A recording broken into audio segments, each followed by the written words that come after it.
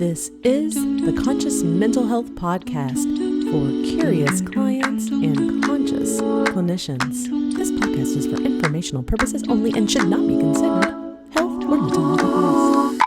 Future Juniper and Laurel here. Mm-hmm. We are in the future, and you are seeing the past. Yeah. Yes, you are seeing the past, but this is like future past. Right. Because now that you're watching this, both of these things are in the past. Is that weird? Is that right? My mind is not working. Time does very not well exist, and it's a this week. construct. That's true. We know for so many people watching, maybe not everybody, but certainly many, many people watching, this is a really dark moment. This is a really dark, heavy place to be in time. And especially if you live in the United States and you are in any kind of a marginalized or oppressed group or class. You know, we recorded the episode that you're about to watch before the presidential election. And we talked about whether or not we go ahead and publish it. And we decided to go ahead and do that because we still need to make art. We still need to laugh. We still need to take care of each other. And so if you would like it, we are offering, hopefully, a moment of joy and laughter and, dare I say, nerdy fun. Oh, and this episode is silly, fun, and very non-serious. It's so I say it several times in this episode. This is going to be an incredibly unserious follow-up to this very serious introduction. Yes. So if it's not for you right now, we totally understand. But if you're in need of something very unserious right now, feel free to join us.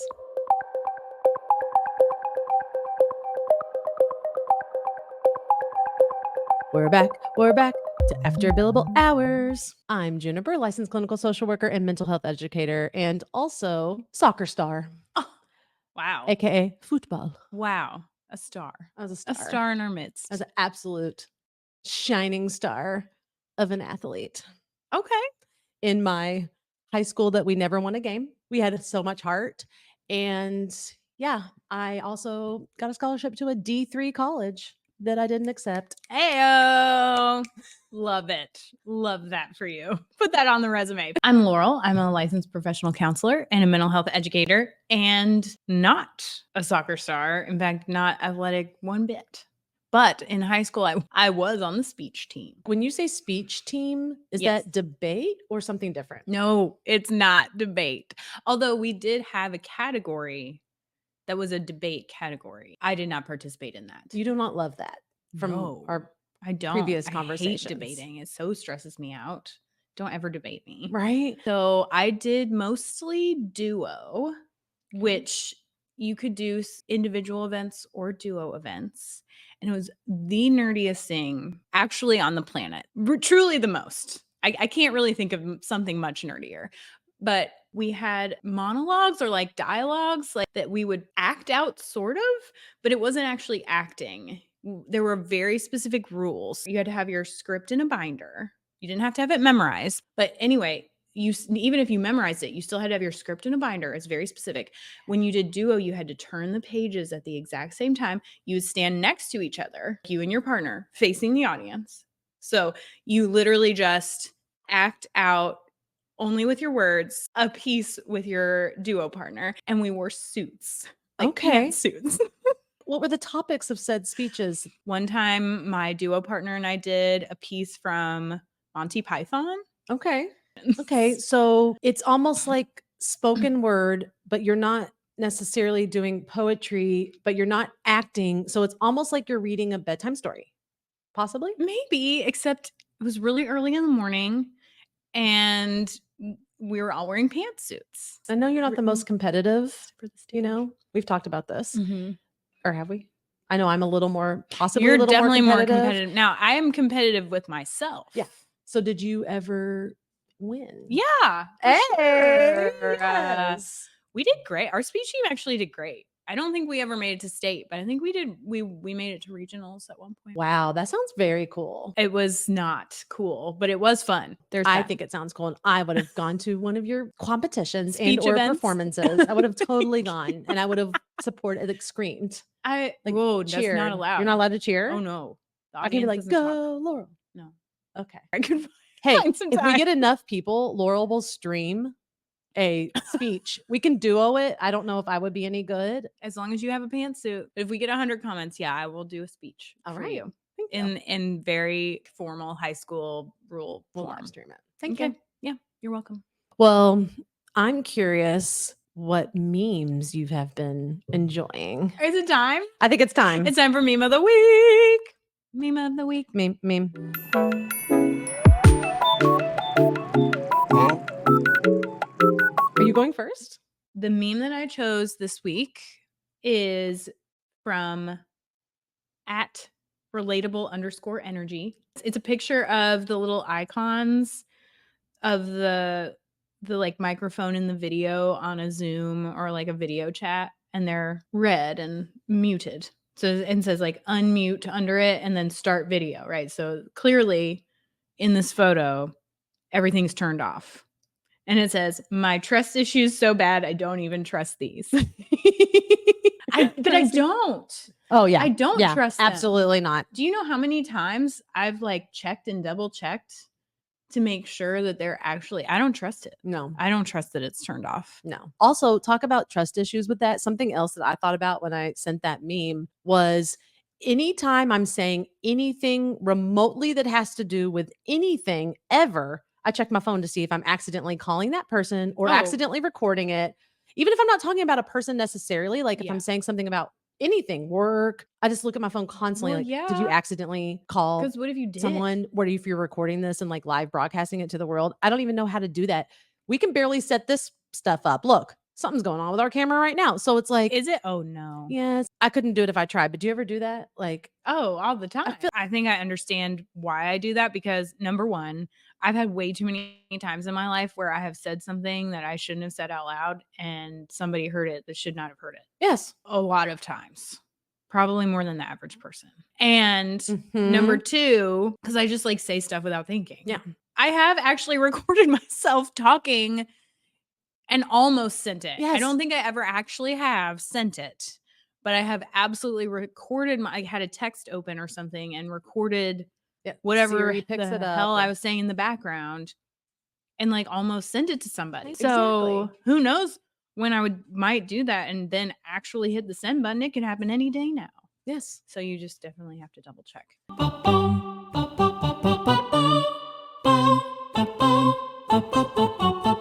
So I'm going to pick a seasonal meme. And this one from One Awkward Mom and The Marvelous Something. The Marvelous Mom. Oh, wow. A lot of moms. A lot of moms. A lot of moms are sharing this. Well, and it's also a reshare of Yukon Ghost. Give credit where credit's due. Sure. This is a fall thing for where we are right now. Yeah. Our location, this is definitely true for.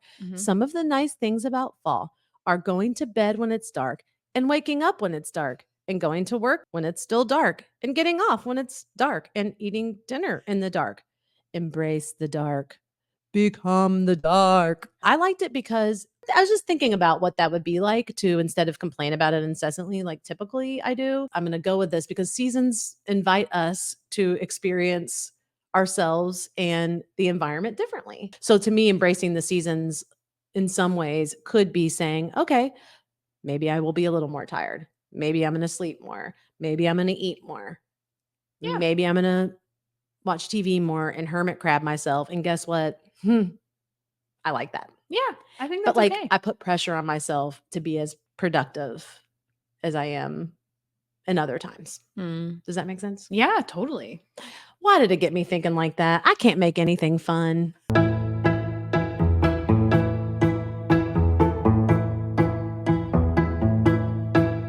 Today, we're going to make it not serious at all, and we're going to play a really nerdy game. Are you ready? I love games of all sorts. Okay. Games are my favorite thing. Great. So we are going to But I will not promise not to make it serious. We are going to play a game I'm going to call Family Dinner. And of course, family can be anybody you want it to be. It doesn't have to be blood relatives. And these are not my blood relatives, so don't worry about that. But it is also very nerdy because we're going to do the family as in like people in the history of psychotherapy. The psychotherapy family. But we have some dead people in here, some not dead people, some alive people. And what we're going to do is we're going to choose a name out of this bowl, and we're going to think about what food they would bring to our family dinner if they were a guest. And why? And why. If you are a psychology nerd, hopefully you'll love this. And if you're not, hopefully you'll learn something about who the hell developed our field right in our social location and how it's taught to us of psychology. All the ancestors of the past and the current. I didn't have an exhaustive list. So if your favorite is not included in here, just comment who they are and we can do Family Dinner 2.0. And to make it even more challenging, we're going to draw the foods and see if we can come up with a decent menu. Only a person trained in art therapy would think it's fun to draw something onto a board because other people feel very anxious about that. For the sake of science, I'll go first. So I have chosen John Bowlby. Oh, Bowlby. Oh, John. Okay, so John Bowlby is the developer or the founder of attachment theory. Attachment theory, and I know that you've heard of attachment theory if you've ever been on Instagram. This is true. Attachment theory is everywhere, all over right now.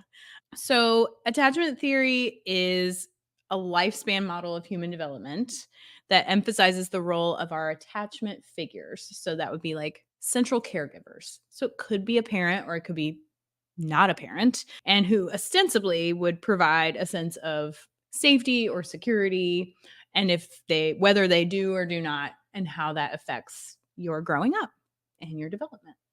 Right? Yeah, I would say so. Okay.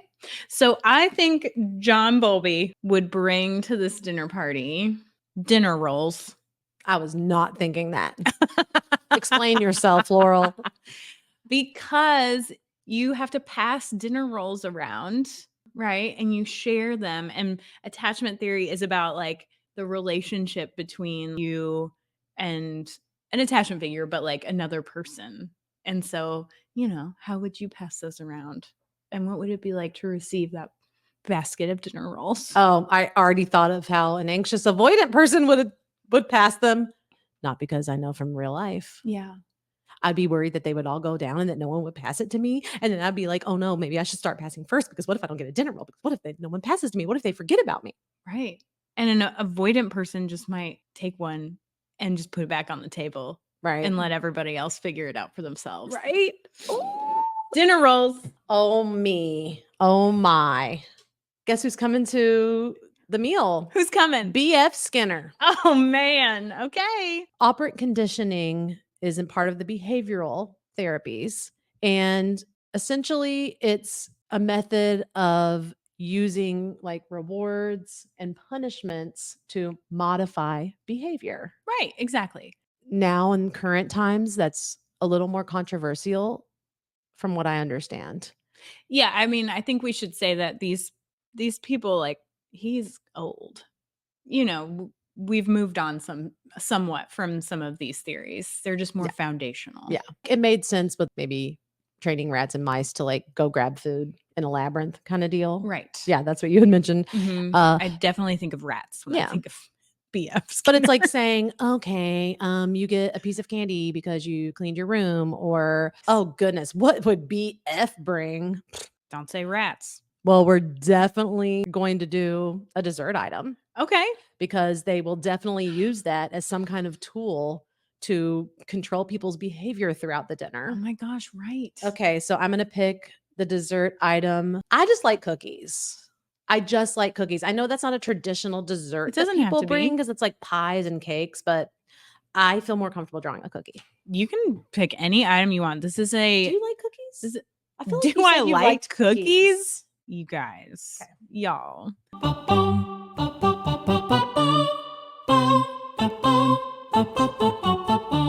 Oh no, it's a long one. What did I do? Oh, my favorite. My favorite is coming to the party. picked Well, your one of fave. my faves. Okay, Karen Horney's coming to the party. I don't even know Karen Horney. I'm sorry, but the you last... don't know Karen Horney? I'm embarrassed. Maybe I do. I think you do. Okay. I think when I would know if I talk about had a last her- name that said Horny. I feel like that would stick in my mind somehow. It is unfortunate, especially given her work, but it's spelled with an EY, not just a Y, if that's comforting at all. Still makes me giggle on the inside. I mean, sure. Okay, so Karen Horney was one of the founders of feminist psychology. Well, she's famous for a number of different things, but one of the things she's most well known for is developing an opposing theory to Freud's penis envy that she calls womb envy. Oh, yes, I have heard of that. Yes. Man, I can't believe that name didn't stick. Womb envy. Can you really quickly describe that? Yes, I can. Freud came up with his theory that people without penises were envious of people with them. Yeah. And that was a cause of a lot of problems. Yeah. And Developmental conflicts, things. developmental conflicts, sexual developmental conflicts, all kinds of things. Okay, so Karen Horney was like, that's dumb. What if actually it's womb envy? Womb envy describes envy that people without wombs may feel of those female biological functions, like having the ability to bear children. And now remember, this was the binary of gender because it was many, many years ago. The ability to bear children, nurse, be a mom. And that's why men as a whole in society have like tried to dominate and take over because they actually realize that they're less powerful. Because they want back in? Because again, in this binary idea, women are actually way more powerful because they have the ability to like bear children and mother the next generation. And so because men are envious, what they did is to basically like beat women down and keep them oppressed. So it's so that they can't take over because actually they're like more powerful and men know it and innately. So they work really hard to like prevent that from happening. And it's the antidote to penis envy. It's like the other side. Yeah, it's like because Freud forgot about what's the Freud- binary opposite. Of I that. don't even know if he forgot about it. I think he like legitimately just didn't care. Right. So Karen was like, oh, okay, penis envy. Okay, Oh. Freud, what about womb envy? Have we ever thought about that? So she was one of the mothers of feminist psychology. I'm going to go back again. Like, this is so unserious. This is so unserious. Karen Horney is going to bring egg salad. It's going to be a subtle dig at all of those other people at the party. She's like, I got the eggs. Okay, so now we have 2 white men and 1 white woman. One white woman. Okay. Again, proportional based on the history of our field. We need to do better. I invited to the dinner Leon Festinger. Oh, Am I saying their name correctly? I actually don't know. Leon Festinger, who developed the theory of cognitive dissonance. Oh, Which might- topical. I know, might be something that those of us are familiar with, even if that term isn't familiar. You Right. most likely are familiar with the feeling of cognitive dissonance. Okay, well, I'm not familiar with the story of how this person developed the theory. And this I just had to read. Okay, I'm ready. Okay, so it said that while this person was at the University of Minnesota, they read about a cult that believed that the end of the world was at hand. A woman, Miss Keach, reported receiving messages from extraterrestrial aliens that the world would end in a great flood on a specific date. I'm into this. She attracted a group of followers who left their jobs, left their schools, spouses, and who gave away money and possessions to prepare to depart on a flying saucer that, according to Miss Keach, would arrive to rescue the true believers. This reminds me a little bit of Heaven's Gate, but yeah. anyways, given the believers' serious commitment, Mhm. I mean, this is a serious commitment. Yeah. Fessinger wondered how they would react when the prophecy failed because the it wasn't going down. Yeah, I mean, if we look at the history of Oopsie. prophetic cults using that fear to gain membership. Right. I was going to say, it sounds like a lot of cults. Like, it does sound like Heaven's Gate, but Right. it sounds like most cults ever. They were like, okay, well, how will they react? He and his colleagues, posing as believers, infiltrated Mrs. Keach's group Oh, shit. I didn't know this. and kept notes on the proceedings. Oh my God, I Leon. want that job so bad. Leon. So then they found the believers shunned publicity while they awaited the flying saucer and the flood. But when the prophecy was disconfirmed, because it didn't happen, almost immediately, the previously most committed group members made calls to newspapers, sought out interviews, and started actively proselytizing. Interesting. Fessinger was unsurprised by the sudden proselytizing after the prophecy's disconfirmation. He saw the cult members as enlisting social support for the beliefs to lessen the pain of its disconfirmation. The behavior confirmed predictions from his cognitive dissonance theory. And that theory, basically, the premise was that people need to maintain consistency between thoughts, feelings, and behaviors. The dissonance is when we feel maybe two ways about something or we feel confused, and the brain and body really likes that consistency, And so they right? have to find a way. Even if from the outside looking in, it looks illogical potentially. We'll find a way internally to make it make sense. Yeah, the inconsistency among the beliefs or behaviors. So if you believe in something so much and it doesn't happen, then you have to suddenly say, my beliefs were wrong. And the brain does not like that because you have committed so much and changed so much. So that's like an uncomfortable tension. And that's so interesting that that was one of the ways that they were able to notice cognitive dissonance in action. It's fascinating. So I'm ready. I'm trying to think of something that you think would be really, really tasty, but then when you eat it, it's disgusting. But you have to pretend because Yeah. you were really hoping. And they all act like it's All good, but act everyone like knows it's they good. hate it. Okay, what's one dish that you pretend that you love because other people say they like it, and the person that made it or brought it was like so excited about it? I can think of like 4 different ones, but I'm going to do a very classic Okay, fruitcake do it. because fruitcake is disgusting. You think it'd be great. It's fruity.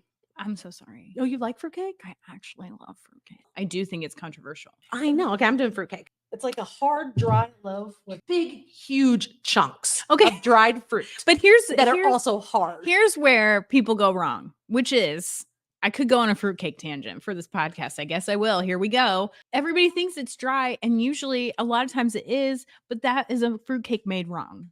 It should not be dry. It should be soaked beyond all recognition in some kind of liquor. That's bread pudding. No, it's not bread pudding. It's fruitcake. I've never in my life. You've never had a fruitcake soaked in liquor? I've only seen it twice in my life, and it was dry and hard. But that's what I'm saying. It's a wrongly made fruitcake. Fruitcake. Those fruits are very large in this fruitcake.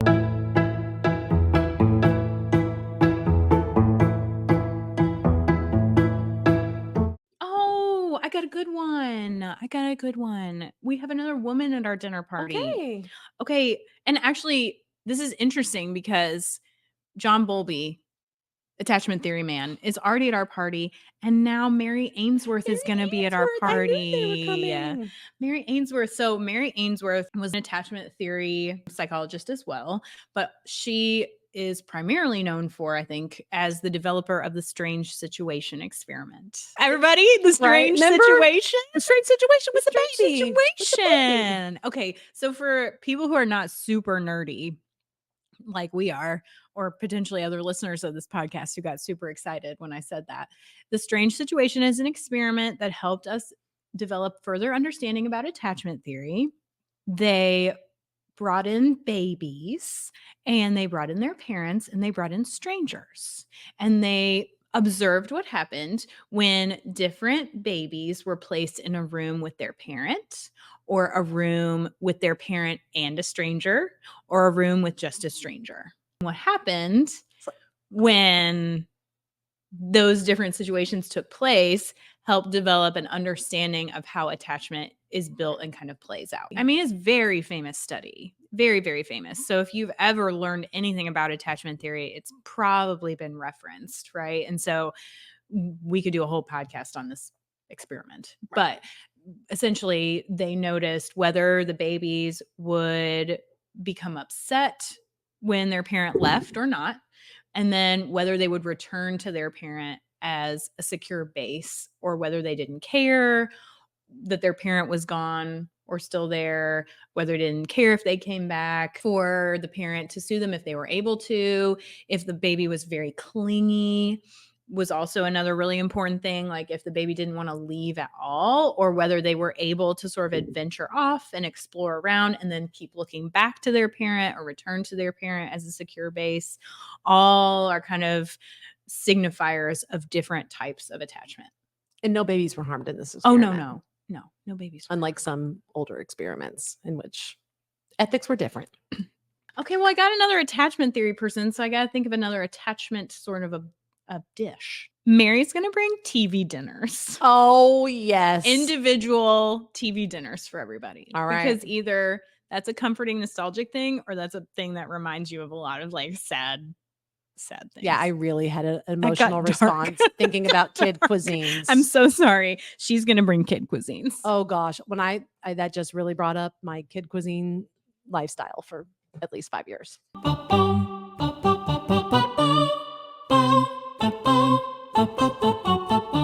Okay, me. Next. Who's coming? I don't know why I'm closing my eyes. Well, you don't. Oopsies. You're dropping them everywhere. I know. Okay. Uh-oh. You look so sad. Is this person going to ruin our dinner party? No, I don't. This is just not someone that I follow or That's okay. vibe with. A lot of people do. Okay, well, that's okay. Esther Perel. Oh, a contemporary figure. We got a contemporary figure. You know, that's the magic of this game. Like, you may like them, you may not, but you still have to think about what food they would bring. And I don't even know why I don't. I just don't. Like, I tried to listen to a few of their new podcast episodes where they like go and infiltrate dinner parties and do some psychology stuff around relationships. So basically, they're a relationship person. So I actually don't know a ton about Esther Perel. Yeah, I mean, I would say I'm not like a huge Esther Perel devotee or anything, but I think of her as, yes, a relationship focused therapist. She is well known for her podcast. The way I found her was her first series of podcasts where she did the couples therapy intensives. Mhm. And it was kind of like you could listen in on how she did that work. She also wrote Mating in Captivity, which is kind of a famous book about Mhm. monogamy. There's a lot of different That's views an and opinions opinion. around that. There's no Yeah. hard and fast rules. Right. But yeah, and my main thing though, I have to say, probably the reason why I haven't like focused or paid attention is I tend to actually shy away from media famous like Brené Brown. Mhm. I don't dislike Brené Brown. I just once you get a Netflix series and things like that, I'm just curious of the quality of the research and work at a certain time. Totally fair. Perel's work is often based on personal anecdotes, case studies, and her experience with clients rather than empirical research, which is just a common critique of public facing therapy figures. And I Sure, think I that's get that. a better way of saying it, which is fine. But a lot of our researchers, as we're going to see, used a lot of anecdotes and sometimes personal family members, AKA Piaget, Mhm. who just studied on his kids. And like, Right. that's it. Okay. So what would Esther bring? I'm thinking something that possibly could ignite a little bit of fire. Ooh, maybe yes. Fire in the insides. Maybe something that's a little bit like cheeky and That maybe a feels little right erotic. for her. Yeah. I'm gonna go with peaches. Okay, I really need you to explain peaches here. Well, just the focus on erotic intelligence. I Mhm. think peaches are erotic. They're I guess, yeah, I could see juicy. that. Yeah. And then I was and there's also that gonna- Justin Bieber song What? about peaches. I don't know that song. What? I don't know that song. Oh no. All right, well, we're gonna have to play it. I got my peaches out in Georgia. Oh yeah, shit. In the whole fruit salad, they're probably some of the sexiest. Put a bit of fruit and salad together, make a fruit salad, yeah, everyone's a winner. Sweetness of fruit, variety of salad. Ooh, fruit salad, you're the best of both worlds. Here we go. Here we go. Here we go. Who's gonna be our next guest? It's gonna be. Oh, you made a face. We don't have to like, respect, or follow this person's every word or opinion or thought Or use their modalities. or values for them to show up at this party. Uh-oh. This is a list of people that are important figures in this field and notable. Okay. I'm starting to. Like, It's gonna be nervous. okay. Who's It's really coming? fine. It's fine. It's Bessel van der Kolk. Oh yeah, Bessel. Wow, we're getting them. We're getting the full group. Yeah, we got a party. Okay, so Bessel van der Kolk is very famous currently for writing The Body Keeps the Score. And if you've been on Instagram or TikTok or the internet. Or even been to therapy. Like Yeah. most therapists recommend this book. The body keeps the score. The body keeps score. The body keeps the score. The body keeps the score. And I will say, it was very, at the time that I read it, it was very influential and helpful for me. I mean, it's definitely not something that I would just all or nothing trash to me. Can we say the main premise of Body Keeps the Score? It's yes, very simple. right? It's a very simple main premise. It's that trauma is stored in the body, like that can be involved in therapy work, like somatic therapies and understanding how to connect with the body and not just the mind in therapy. And, my first career as a massage therapist, we kind of came up with this before Bessel van der Kolk. Sorry, buddy. But we always said the issues are in the tissues. Yeah, I don't think he's the first person that ever thought of this. Okay. He just wrote the book. Yeah. And now it's like associated. Yeah. So can I ask you why you had that face? I cringe every time I hear someone recommend The Body Keeps the Score to clients. I know it's been really helpful for a lot of people on their healing journeys, and I don't want to take away from that, but I do want to share why I don't recommend it to my clients. At worst, I think it can be unhelpful, and at best, it could be overwhelming and triggering. Because trauma expert, influential in the field of trauma. Body Keeps the Score. Everyone reads the book. He is also controversial. Mm-hmm. He's maybe done some things that are bad behaviors and bad choices. Yeah, like getting kicked out of his own organization. Yeah, and there's created? allegedly allegations of sexual harassment and possibly abuse. Yeah, bullying staff members. Just not allegedly. And, again, we could get really deep into it, but there are some things like in the book that there are other folks who do this kind of work that they disagree with based on their research. And people sort of take this book as like the Bible of therapy or have in the past. And it's just one point of view and one perspective. And there are other Hot take, just an opinion. I'm speaking for myself and not any of my affiliations. Sometimes these like famous psychology people in the field and in other fields too, almost in some ways have a following like a cult leader. a little bit. Just a teeny bit. I'm not saying that's true. I'm not saying that's happening, because what happens is I believe in you and everything you've said. And if you've done something that is abusive, but you also speak on trauma, Right. what does that mean for my life's devotion work to trauma in this way? Well, anyway, little cognitive dissonance playbook. A little bit. I would say there's a little cult-ish with some of these really famous Yes. I psychologists. think that's definitely true. All right. Okay. What is Bessel bringing? Okay. This is a hard one. Something that was really trendy to bring for a while and now is not quite as trendy anymore. So he is going to bring something that was very trendy all over the Instagrams and now has kind of fallen off, and I knew it would because I was against this from day one. And it's a butterboard. What in even the world is a butterboard? You don't remember the butterboard thing? Absolutely not. I do not. Okay. Zulu, our resident dog, heard the word butter and came running in here. Someone comment if they've also never heard of a butterboard, please. Butterboard is kind of like, well, it's a cutting board. Like a charcuterie board would have a board underneath of it. Get it? But instead of putting like charcuterie items, you put you spread softened butter all over it, and then you like sprinkle things on top of it, and then people take bread or crackers and like dip the butter off the board and eat it like that instead of using like a knife or to like spread butter and then like I can see that.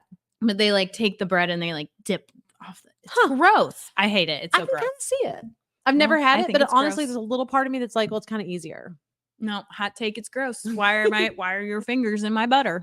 Oh, yeah.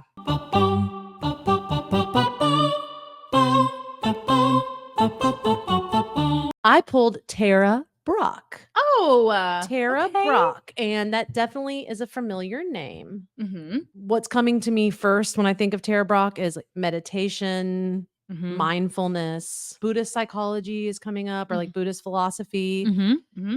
And so one of my favorite Tara Brock things that I used probably early on in my practice, and some iterations of those ever since, is the rain meditation. Oh, yeah. I do like that. So essentially, really quick, if you haven't already, we do have a rain meditation We that do. is guided and led by Parker Bowling. And Parker actually took training with Tara Brock as a meditation instructor. And I like Parker's version better. So I started using that. You can use this meditation also as like a guide or a practice when you're having some uncomfortable feelings or intense feelings.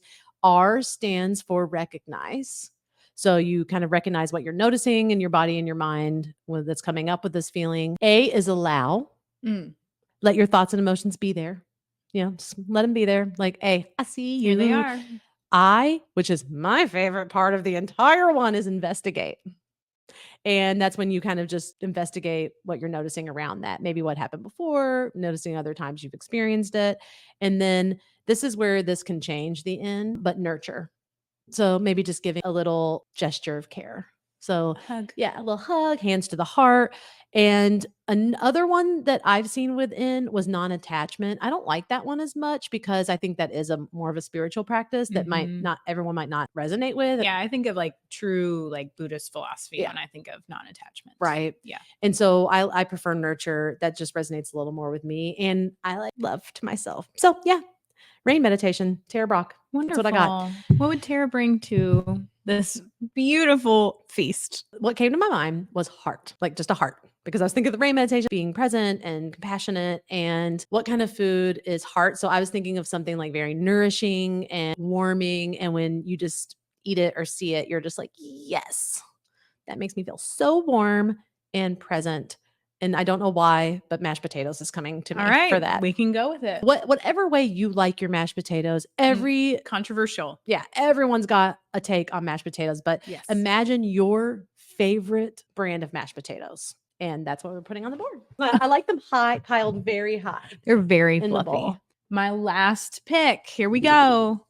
Hope it's good and not another disappointment. Melanie Klein, who is a developer of object relations theory and play therapy.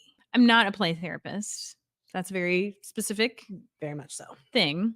But I did used to use techniques a lot when I worked with kids. So essentially, object relations theory is about understanding how you relate to specific objects and what that says about you. Interesting. And working on processing your narrative through how you relate to objects. Probably a really rough explanation. That would not be how Melanie would. I kind of liked it because think about it, like in play therapy, oftentimes like sand tray, you're picking objects and putting them into the sand. And so Right. the idea is that there's a relationship you have to that object, and that's why it's part of your Right. experience. Or am I? Yeah, and yes, that is big part of it, but it's also about caregivers are objects too, and about moving from developmentally an understanding of yourself as the same as your parent to over time separating and individuating and understanding that they're like a separate object than you are. How would as that your play parent. out in therapy, for example? It's very psychoanalytic. Okay, yeah.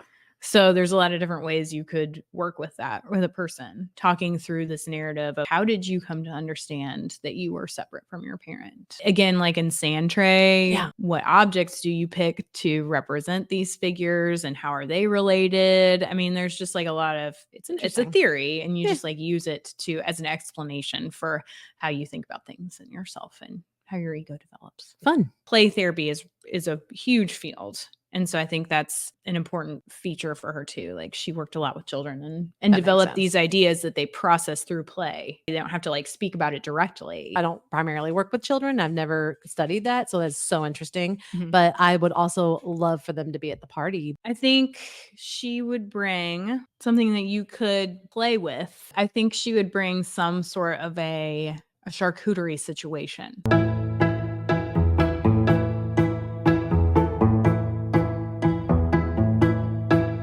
All right, last guess. I know our table's getting so full. I'm hungry now. Me too. Who'd you get? Sigmund Freud. Oh, Founder of psychoanalysis. Freud was Austrian, developed all the theories of the unconscious mind. So close your eyes. When you think of Freud, what's the first thing that comes to your mind? I think he did what I did. He just regressed to something. He's got the mind of a child. You think you regressed? No, I know I did. For me, it is the laying down, eyes closed, and the analysis person asking all kinds of questions.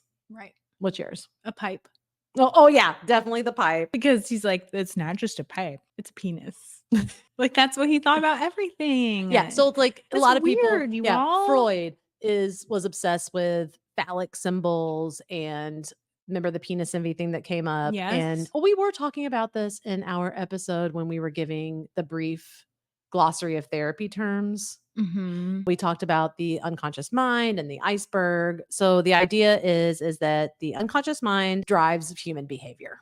Yeah. So we get our very classic things like defense mechanisms, which still comes up. Right. Projection. What else would we say is a super classic Freud legacy that still shows up in everyday conversation? Like daddy issues. Yeah. Oedipus complex. Yeah. Anal retention. That was a big Freudian thing. Yeah. People still say like I'm anal. Like I'm as in like they're very like tightly wound and like too organized or whatever, too controlling. Yeah, because your potty training went wrong Mhm. or something. Because you're trying to hold in your poop. Yeah. Did you all know that that's why? I mean, Yeah. I think psychology nerds probably would, but like for people that didn't study this, like that's where the term like being anal came from. It's about controlling whether or not you're like controlling holding in your poop. Yeah, because to have you want control over your life. Yeah, that's your only thing you can control It's at a that real age. reason. They say. Freud, defense mechanisms. We also have like some of the psychosexual stages, which again, Anal. oral, anal, phallic, latency, and genital. It's like, dude. Last but not least, dream analysis, and that's why I was like kind of hoping that Jung would come up, because that's something I do think is a legacy that's interesting, worth exploring. I think everything is like worth totally trashing just because he wasn't maybe a very nice person. He had some ideas that were not great, but and wasn't there allegations? All kinds of allegations. Oh, I think there were more than allegations. What would Freud bring to the dinner table? Man, and I know there's so many choices. I know that you have thought this already in your mind. I can't come up with anything, and I want to use a Freud technique to come up with it. So it's truly arising from the unconscious for me. Okay. So plant, marker, sauce. We're bringing sauce. Okay. What kind of sauce? Okay. Let's start with another word. No, you have to free associate with sauce. Okay. Sauce. Red. Book. 5. And we're done. Red sauce. There are lots of red sauces. I was just going to go simple and say hot dogs. Actually, for red sauce, I'm going to do cranberry sauce. Oh, very nice. Actually, fun fact, cranberry sauce is my favorite traditional holiday food. And the way I'm associating that with Freud is I think my subconscious mind was red sauce. I mean, think about it. Period blood. Freud would have a field day with you. I know. Thank you so much for this wonderful game. I feel like I've learned even more about psychology today, and I'm really hungry. And I also think this would be the most effed up dinner selection. I'm actually really upset at this menu. I know, but at the same time, like, isn't that perfect? Truly a conglomerate. very real metaphor for how our field got to be where it is today. Because they all came to the table, mixed match of random stuff like cranberry sauce, chocolate chip cookies, fruitcake, big ass bowl of mashed potatoes, butter boards, egg salad, peaches, TV dinners, rolls, and charcuterie. Yeah, you're going to go home and need to stop for McDonald's on the way. 100%. Let's just be honest. But everybody tried their best, didn't they? Yes. They tried their best. And let me just put out that there's a few honorable mentions like Dan Siegel, Marsha Linehan. We had the Gottmans. Oh, wow. We had all kinds of good ones. If you all want to put your favorite contributor to the psychology world, mental health world, we would love to know what they would bring. Yeah, I want to know who other people think of. Right? Because again, we have a lot of folks that we didn't get to. Yeah. But I'm very curious what other people think of if you think about the history of psychotherapy. If you would love to play this game, let us know if you've played it and how it went. If you've played it, I'm actually going to be real honored because I came up with it. Right? That's what I'm saying. And you can do iterations of this. Like it'd be the funnest party game for you and all of your therapy lovers. Yeah, you could go you could get so nerdy so fast. Oh, it's yeah. be great. What would they have in their bags? What would be in their luggage for a trip? Ooh. I mean, we could go to so many fun places with this. So much baggage. Thank you so much for inventing this. You probably should trademark it. Uh-oh. Yeah. Don't you have to do that before you put it out there to the public?